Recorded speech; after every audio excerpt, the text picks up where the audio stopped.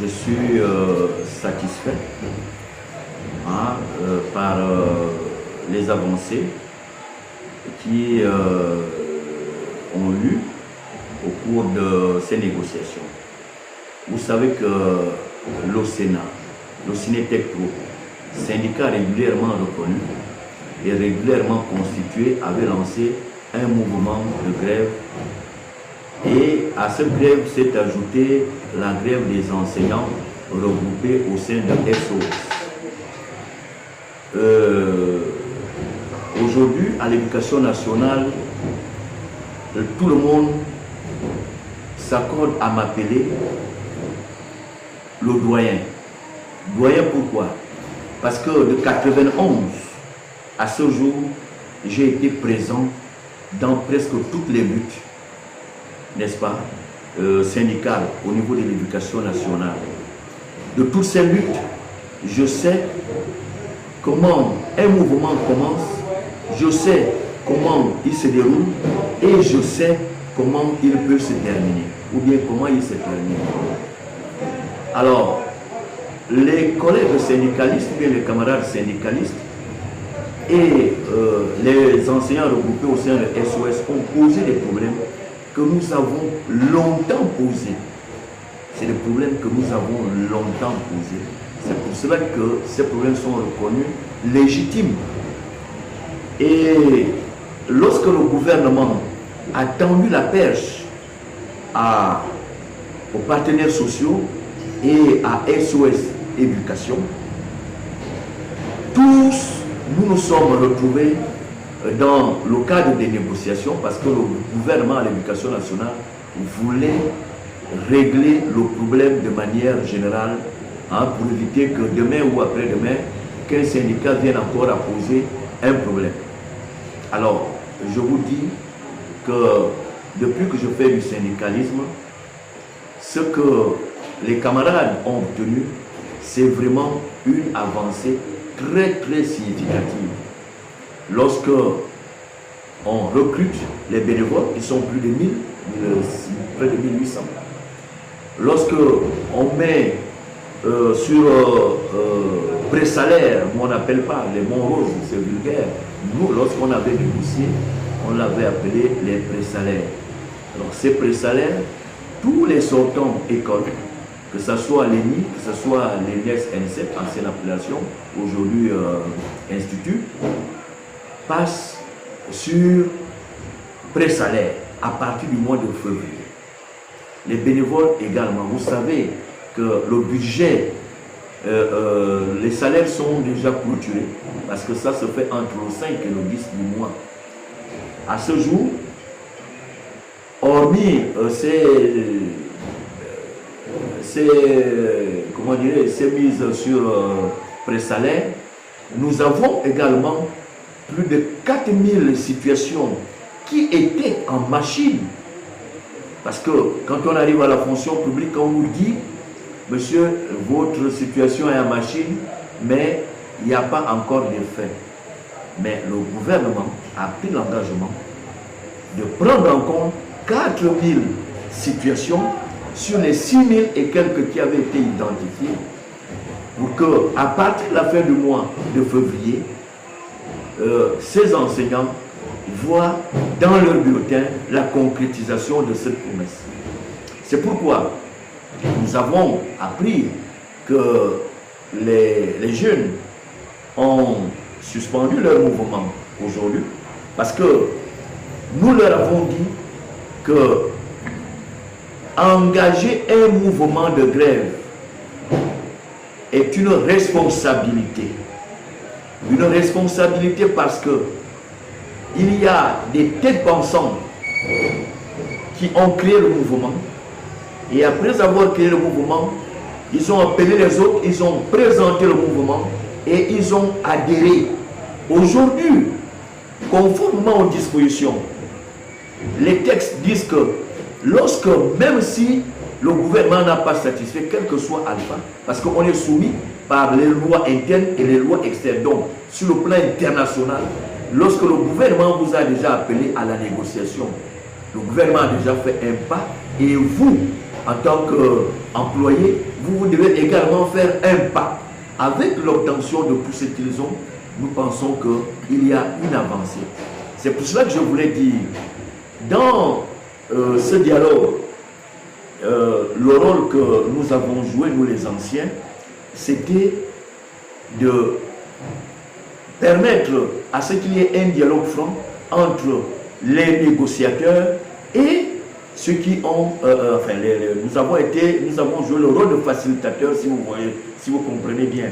Nous avons interpellé le gouvernement sur la nécessité de recevoir les syndicats et les partenaires et SOS Éducation, mais également nous avons discuté avec les camarades syndicalistes et les camarades membres de SOS pour leur montrer le bien fondé, n'est-ce pas, du mouvement de grève et le bien fondé de suspendre. Il y a une différence entre suspendre un mouvement de grève et lever le mouvement de grève. La différence est que actuellement, nous devons travailler sereinement dans le comité de suivi, n'est-ce pas, pour la mise en œuvre des décisions qui ont été prises par le gouvernement.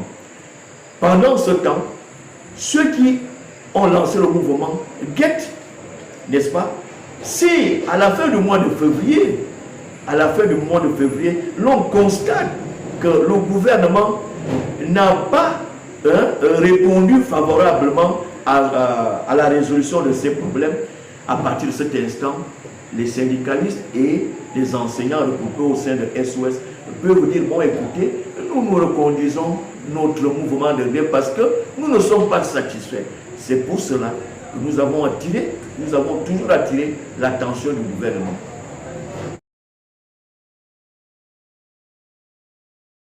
Il faut avouer que dans un mouvement, il y a toujours ceux qui pensent que nous ne sommes pas satisfaits. Les jusqu'au-boutistes, coûte que coûte, ils ne sont responsables en rien. Nous l'avons vécu. Vous allez constater que SOS original, ceux qui ont lancé le mouvement de grève, le Cinétec-Pro et le Sénat vont demander à leur base de reprendre les cours. Les mécontents qui vont rester cloisonnés dans leur position vont répondre devant l'administration. Il faut comprendre, le chef de l'État l'a dit. Nous sommes dans la 5e République et on ne peut plus continuer à jouer au chat et à la souris. Lorsqu'on demande un pain et qu'on vous donne un morceau de pain, vous devez d'abord vous contenter de ça et permettre à ce que ceux qui sont devant puissent négocier pour prendre l'autre bout de pain. Donc, la balle est dans le camp de l'administration qui doit faire son travail. L'administration doit désormais faire son travail parce que vous êtes sans ignorer que nos établissements ne sont pas protégés. Nos enseignants qui iront au cours seront menacés certainement par ceux qui ne veulent pas que l'école commence. Il faut mettre en place désormais des dispositifs pour protéger et nos enfants et les enseignants qui veulent bien dispenser les cours. C'est simplement ce qui va se passer. Nous n'avons jamais unanimement suspendu une grève sans qu'il y ait deux camps. Comme c'est un vote. Lorsqu'on vote, on dit qui est pour. Oui, si sur 1000 votants, il y a 300 qui ne partagent pas l'avis, vous comprendrez que les 700 vont remporter. C'est ce qui va se faire. Madame la ministre d'État, depuis qu'elle est avec nous à l'Éducation nationale, elle essaye d'écouter tout le monde. Elle essaie de faire le juste milieu. Et lorsqu'on me confie une tâche, je la prends avec sérénité et je m'engage. Le simple rôle que j'ai joué, c'est de conseiller le gouvernement à prendre à bras le corps Parce que ça va de la survie du syndicalisme et des syndiqués. Lorsqu'on rentre dans un mouvement, ce n'est pas pour sortir les mains vides. J'ai amené le gouvernement, à travers le ministre d'État, à faire en sorte que les enseignants qui sont en grève puissent rentrer dans leur salle de classe avec le minimum qu'ils ont demandé.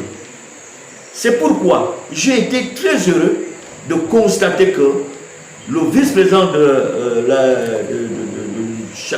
la République chargée du gouvernement s'est intéressé, s'est engagé, n'est-ce pas, avec la bénédiction du président de la République, chef du gouvernement, chef de l'État, hein, afin que le problème des enseignants soit trouvé. Ce n'était pas facile, parce que vous savez, vous-même vous avez vu les âgés.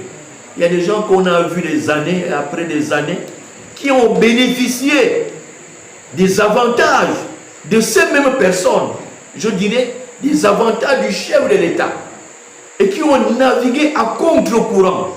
Jusqu'à hier, ils sont venus au complexe Alimanding pour dissuader les jeunes à faire en sorte que l'école ne reprenne pas.